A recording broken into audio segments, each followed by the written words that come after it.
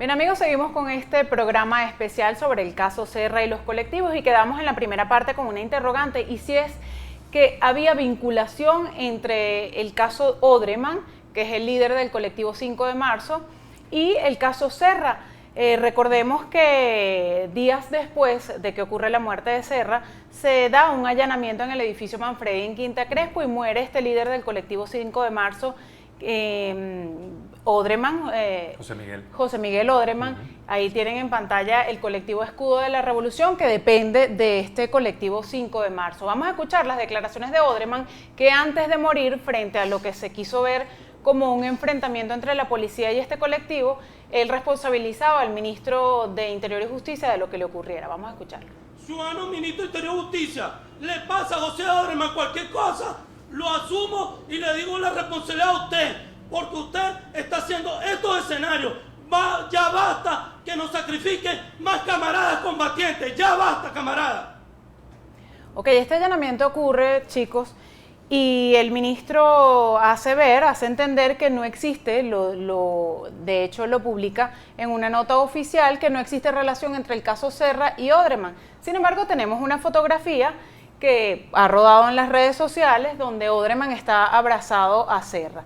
¿Tiene o no vinculación? Y me llama mucho la atención lo que habías dicho tú, Sebastiana, en el corte pasado, que el diputado Robert Serra había contratado o había designado a los colectivos 5 de marzo para sus escoltas personales. Sí, yo quisiera ver si es posible que nos muestren la fotografía anterior, porque en esa fotografía hay un detalle interesante. Fíjate, ahí aparece Odreman, aparece Robert Serra y el que está al lado es Juancho Montoya. Correcto. Que es el del colectivo Carapaica del 23 de enero.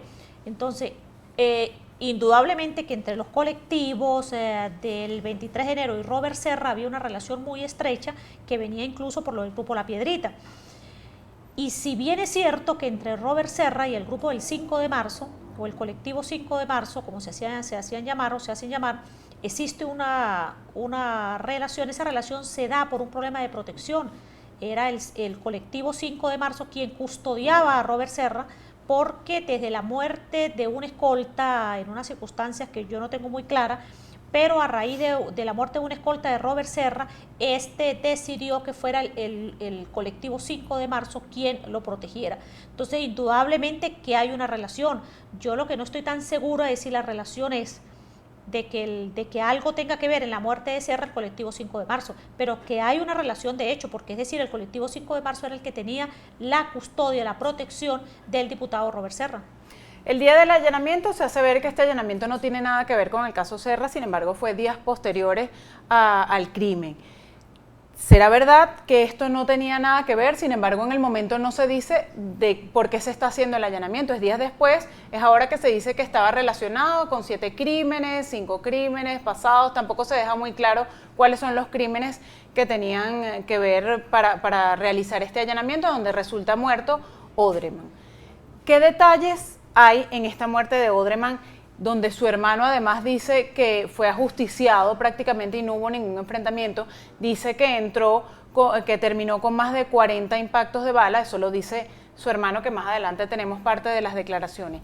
¿Qué hay en todo esto en el allanamiento y si es verdad o no que se hacía el allanamiento por el caso Serra? De hecho, la información que corre inicialmente, en la mañanita de ese día, que si la memoria no me falla, eso fue el martes, 8 días después de la muerte del diputado, es que esto era consecuencia de la investigación sobre ese homicidio. Después, muy avanzada la mañana, sale una aclaratoria del director de SICPC, el comisario Sierra Alta, desde Valencia, diciendo que primero que no habían detenciones en el caso Serra, y después que esto no tenía nada que ver, es decir, que se trataba de procedimientos distintos. Este procedimiento que hubo en la avenida Sur 4 lo ejecuta el Eje Central de Homicidios, que tiene su sede en la subdelegación El Paraíso. Bueno, después surge la información de por qué era esto, es decir, eso es una explicación que se da con mucha posterioridad. Uno no tiene por qué dudar que esta información suministrada por SICPC de una manera extraoficial, pero con mucho sustento, con mucha precisión, sea cierta en cuanto a que elementos de lo que había dejado de ser colectivo y se convirtió en un frente, es decir, una plataforma de colectivos que se llamaba 5 de marzo, había estado implicada en 4 casos de homicidio que tenían a 7 víctimas, es decir, había un triple homicidio, un doble homicidio y 3 separados, entre ellos un homicidio con 3 muertos, un caso con 3 muertos que hubo en Cotiza el 6 de enero, y los 2 cadáveres que encontraron el 19 de abril envueltos en bolsas negras en el río Guaire. Esos fueron casos notables, es decir, que ameritaron cierta cobertura de prensa. Entonces, desde luego, estas informaciones son, por decirlo así, oficiosas.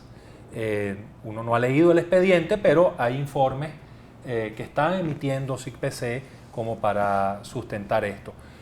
Llama mucho la atención el tiempo transcurrido para que se precisaran estos datos y por lo que dice Sebastiana, uno termina entendiendo que aquí todavía hay cosas que no están muy claras. De hecho, hay rumores que vinculan a Serra y a Odreman de manera muy estrecha. Entonces, bueno, esto implicaría que Odreman conocía la rutina del diputado, porque si además de eso él había llegado a ofrecer seguridad no solamente alrededor de Cotiza, sino también en la Avenida Sur 4, pues obviamente que es una persona enterada de este asunto y que le pone atención a uno de sus principales, digamos, respaldos políticos, como era el diputado Serra.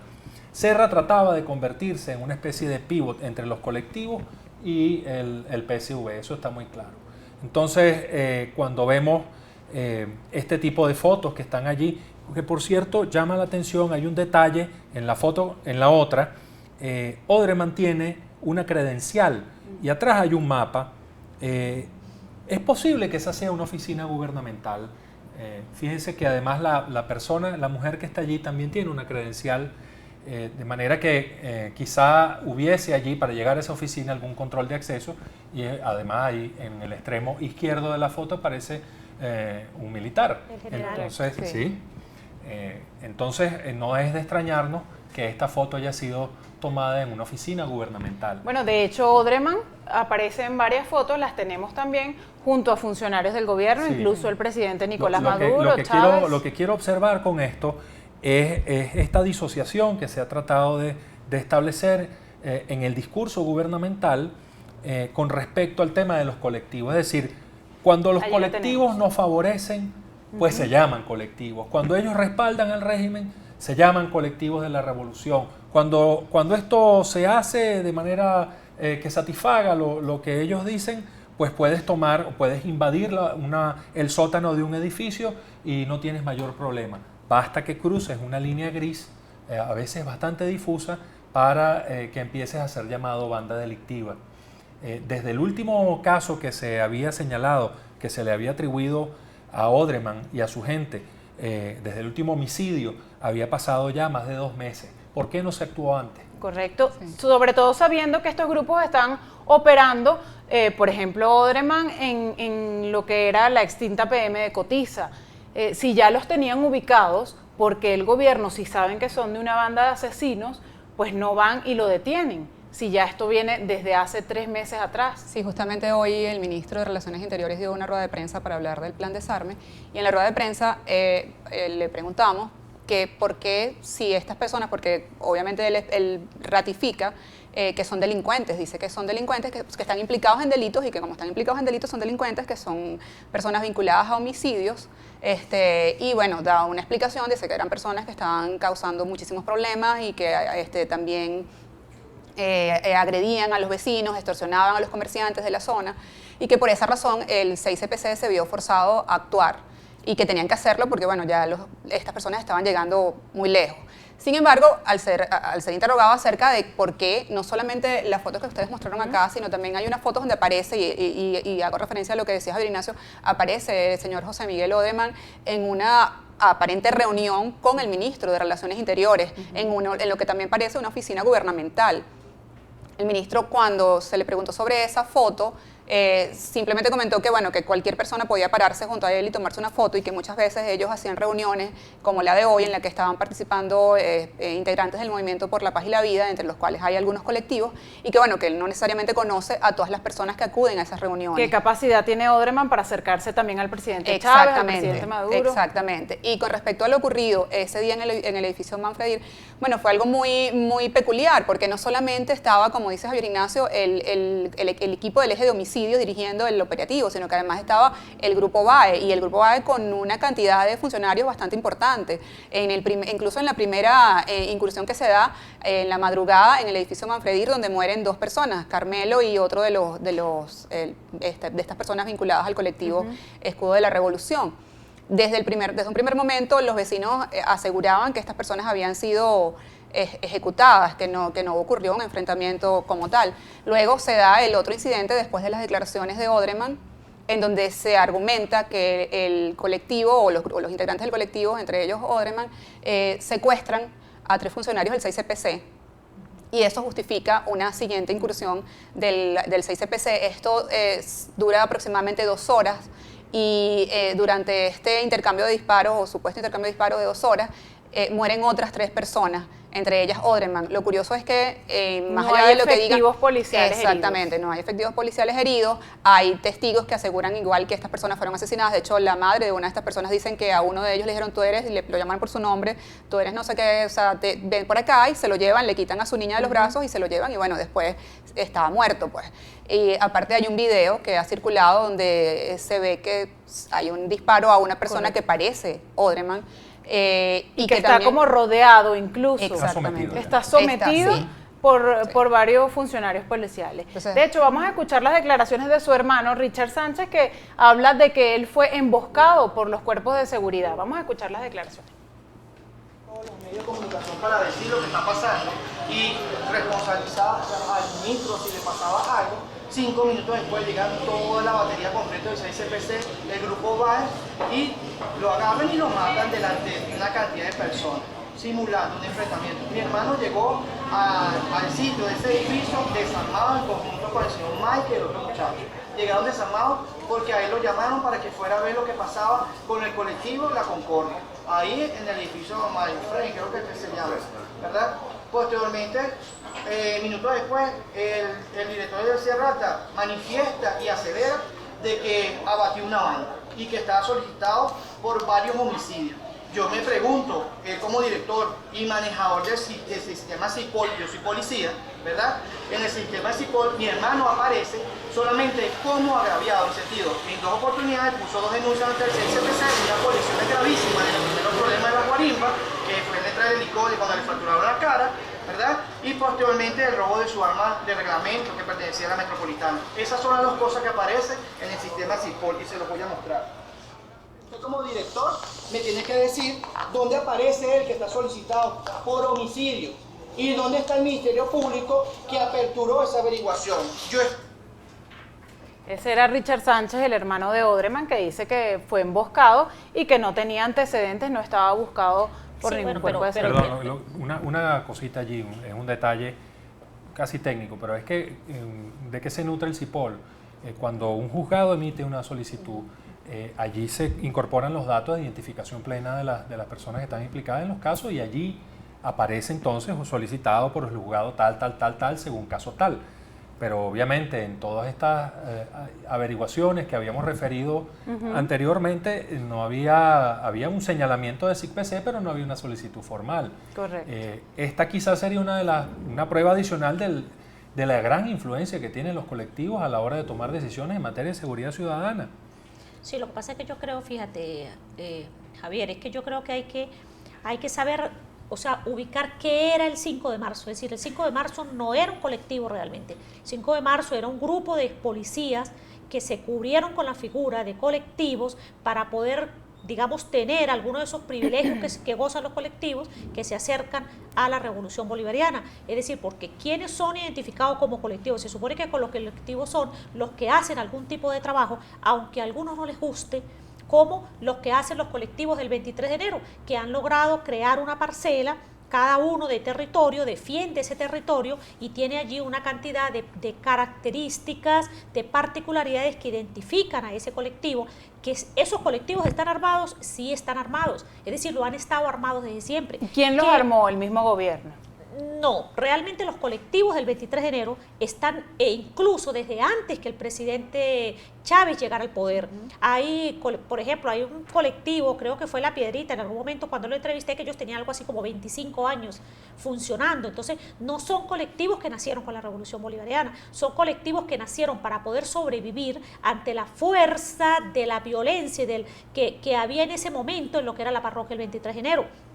Ahora, porque esos colectivos, digamos que tienen ciertas características, que tienen mucha relación, por ejemplo, con Freddy Bernal, mucha relación con Juan Barreto, relación con algunos ministros, digamos que han logrado mantenerse medianamente controlados, porque es que esos colectivos, además, de alguna manera han venido recibiendo beneficios económicos para montar, por ejemplo, una emisora que tiene mucha fuerza en Caracas, como es Arsenal, creo que se llama la emisora. Esta emisora la montó el grupo Alexis Vive o el colectivo Alexis Vive. Eso es dinero provenientes del Estado que se los dieron para organizarse.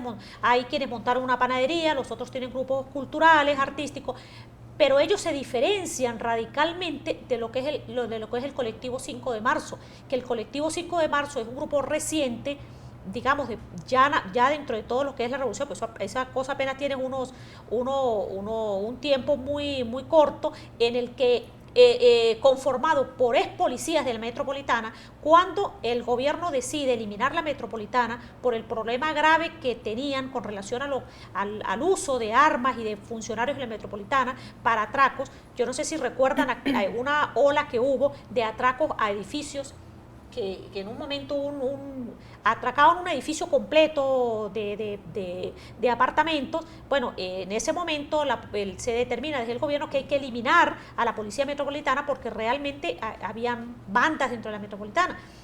Este señor Odreman y otros crean este colectivo 5 de marzo. Que es como un grupo parapolicial. Porque exactamente, un grupo parapolicial. Pero usted pregunta, ¿qué hacía el fulano colectivo 5 de marzo? El colectivo 5 de marzo no hacía nada. Entre otras cosas, incluso yo tuve un enfrentamiento con ellos, digamos, no enfrentamiento personal, porque si no estuviera echando el cuento, pero tuve un enfrentamiento porque ellos invadían edificios completos, cobraban vacuna, extorsión a la gente, a habitantes de La Pastora, intervenían en el allanamiento de viviendas y de estas pensiones, incluso intervenían en los desalojos. Entonces eran realmente un grupo delictivo, es decir, uno lamenta la condición de que ese señor se murió, pero la verdad hay que decirla, tampoco era que era una palomita de Fátima. Rana. Bueno, que lo que dice Sebastián es cierto y tiene razón. Lo que me llama la atención a mí es porque eso no ocurrió esta semana ni hace un mes, eso viene ocurriendo hace aproximadamente 2 o 3 años, y lo que no entiendo es por qué nunca se actuó, porque incluso cuando tú hablas del caso de La Pastora, efectivamente La Pastora estaba bastante,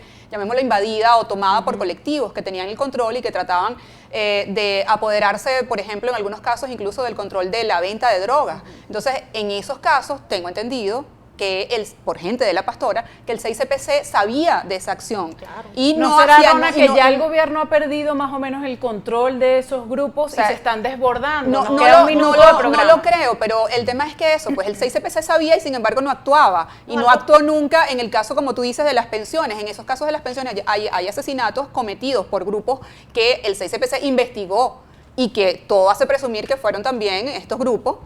Y nunca se dio el resultado de quienes habían cometido esos asesinatos, de gente que ha sido localizada en la Cota 1000, de gente que ha sido localizada quemada, de gente que se han llevado de instalaciones públicas delante de grupos de personas y se la han llevado a grupos armados. Nadie recibía la denuncia contra esos grupos. Nadie, exacto. Un dato adicional para complementar la discusión.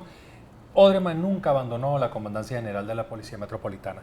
Él, desde que se decide la supresión de ese organismo, hay que decirlo, él era sargento de este cuerpo. Él crea una asociación para defender a las personas que iban a ser jubiladas y que mantenía cierto reclamo hacia el Ministerio de Relaciones Interiores. Ahí esa asociación se llamó Hombres de Azul y la sede estaba allí, donde antes estaba la dirección de la Policía Metropolitana. Odreman jamás se fue de allí. Y después instala el colectivo 5 de marzo, que con la expansión que tuvo en los últimos 2 años se convierte en frente, es decir, una plataforma de colectivo. Hay un trabajo que publica el Nacional muy bueno donde se refleja toda la actividad que tenían ellos allí. Es decir, era la manzana y el garrote, por un lado la actividad social, por la otra la extorsión. Este tema pica y se extiende, vamos a ver si se producirán nuevos allanamientos o qué pasará con el tema de los colectivos en el país, si es verdad que están desbordados, si el gobierno tiene control o no. Tenemos que despedir, muchísimas gracias por haber venido y bueno, muchísimas gracias por acompañarnos en este programa especial. Esperamos que algunas dudas hayan quedado respondidas por estos especialistas en sucesos. Gracias, hasta otra oportunidad.